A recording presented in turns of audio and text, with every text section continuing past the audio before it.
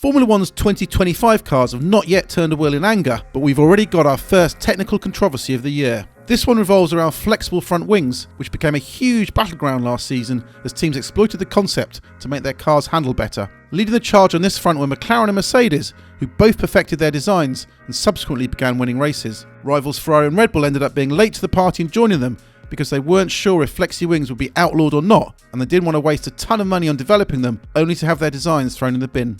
Following some analysis late last year by the FIA into what teams were doing, and messaging that the governing body was happy no teams were acting in an unlawful manner, the matter seemed to have gone quiet over the winter. This was further backed up by the FIA, stating in public several times that it did not want to change the rules at the 11th hour because that would be unfair on teams who had already started on their designs for 2025. But just a couple of weeks into the new year, there's been a change of heart, with the governing body saying it will now be taking action to clamp down on what's going on. It says it's doing this alongside previously announced rule changes to stop teams messing about with flexi rear wings to ensure bodywork flexibility is no longer a point of contention for the 2025 season. But whatever the FIA's intention, it's certain to become a major talking point if it does end up having an impact on the fight at the front of the grid.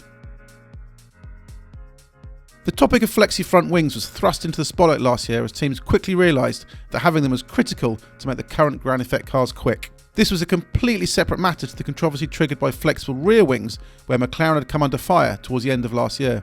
It had introduced a design where its rear wing flexed in such a way that it helped open up the slot gap, reducing drag in a similar but less effective way to the drag reduction system. This concept earned the tag of Mini DRS. After Oscar Piastri's victory in the Azerbaijan Grand Prix, rival teams lobbied the FIA over what McLaren was up to, and, following discussions with the governing body, McLaren agreed to make modifications to its rear wing to dial out the behaviour. Towards the end of the year, the FIA made further changes to technical regulations for 25 to eradicate anyone pursuing Mini DRS. While the rear wing matter faded into the background, the issue of flexible front wings has not gone away, primarily because they've become a must-have element if a team wants to be successful with the current ground effect machinery. A flexi front wing allows teams to better balance their cars, as it can help dial out the low-speed understeer and high-speed oversteer characteristics that everyone's fighting against. The benefits become even more important last year as teams succeeded in running their cars ever lower to the ground, thanks to them getting ever more on top of the bouncing issues that had plagued their cars before.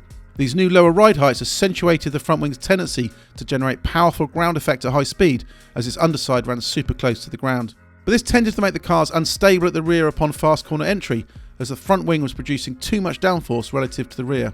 Typically, controlling rear instability in these situations means having to reduce the front wing's power with a less aggressive flap angle, but doing this only serves to increase the tendency the cars have for that low speed understeer. The only way then to have a high front wing angle that gives you the downforce to get rid of low speed understeer, but that is low enough that does not deliver high speed oversteer, is to make it flex. At low speed it can then run in an aggressive high stance, and then as the speed ramps up, it flexes down, reducing downforce at the front.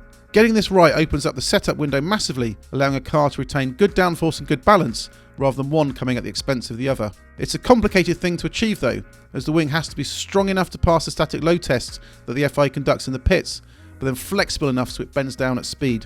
It involves a complex layup of the carbon fibre elements which make up the wing. But teams do not back down because things are hard to do, and a way was found to increase the flex at loads beyond those applied in the static test. The key to success is in maintaining stiffness at the inboard part of the wing, but allowing greater flex at the outboard area. The computation and simulation involved to make a success of it are considerable and costly though. McLaren was the first to devise this Mohican wing that's stiff in the middle and flexes down at the edges, before Mercedes also followed suit. But when both began winning races, that inevitably triggered complaints from those teams that had not joined in the antics, especially Red Bull and Ferrari.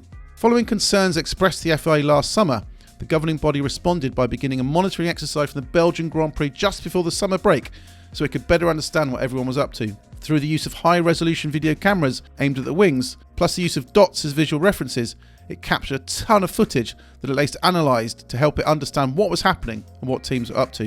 The initial feedback from the FIA, however, was that it saw nothing untoward in how teams were exploiting the flexi front wings, so it effectively greenlit what was happening. And because it did not want to make any knee-jerk rule changes that could hurt teams as they worked on developing their 2025 challenges, a push to revise the rules to tighten up things was also initially rebuffed. However, something changed over the winter, perhaps the result of more detailed analysis from the FIA, or more likely some further lobbying from those competitors who were not able to fully exploit the regulations.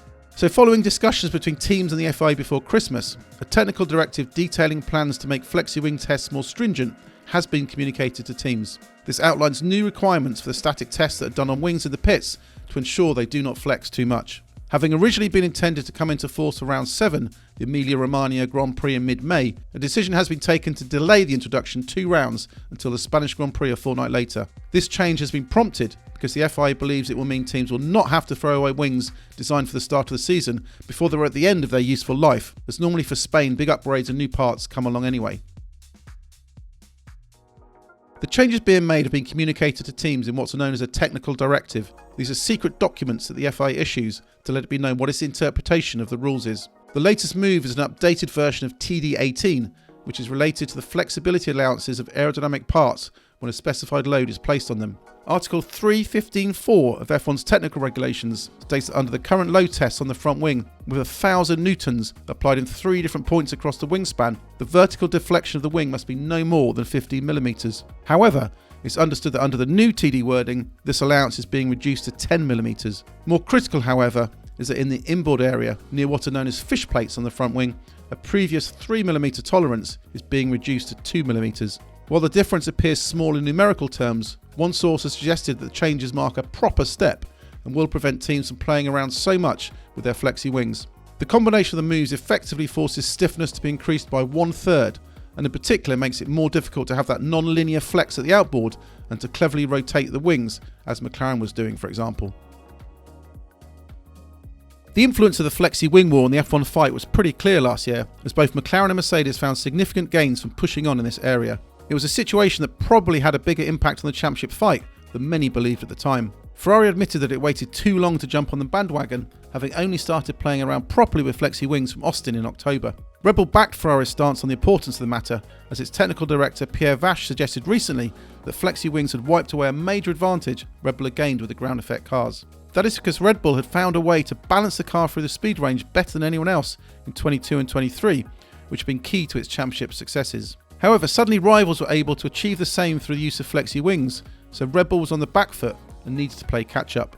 The mindset heading into the winter was that Ferrari and Red Bull would be ramping up efforts to catch up with what McLaren and Mercedes were doing on flexi wings, so are likely going to be throwing a lot more effort into it.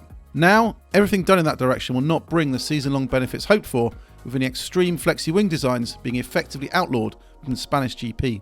However, that's still nearly halfway through the season, so it's not as if all the extra work is going to have to be thrown in the bin for nothing. But it will mean an extra development path has to be opened up for the post-Spanish GP car, which is not good news when teams are already battling to stay under the cost cap and are having to juggle resources for 2025 and 26. In terms of the impact on the competitive order, it's hard to predict how much or how little it will influence things. From the perspective of McLaren and Mercedes, their understanding of the flexi wing technology means that they will still carry forward any benefits they had with their designs in the early races, and probably be decently placed to run a less aggressive solution for Barcelona without it hurting them too much. They've had a big head start in understanding how best to extract performance from flexi wings, and they will know exactly where the limits are. From the perspective of a team like Red Bull, which has had to throw more resource at things over the winter to catch up, it's not ideal to find out just now that it may not reap as much benefit as it wanted. But suggestions that the team is furious over what's happened are understood to be wide of the mark, especially as all teams knew that some form of clampdown was going to come into force this year. However, Red Bull may feel it's perhaps been stitched up a little in that, having lobbied and failed to get tougher tests or rule changes in place last year in the wake of what McLaren and Mercedes were doing, that a U-turn has now been done by the FIA to change things. Key moving forward will be whether or not the more stringent flexi wing tests from Barcelona have a big impact on how well balanced the top cars remain. Will McLaren and Mercedes find it tougher to deliver the better handling they enjoyed, or will Red Bull's previous advantage in this area come back to the fore? For if some teams suddenly lose the advantage they've had in the past and others quickly catch up, then it could be critical to the outcome of the world title battle.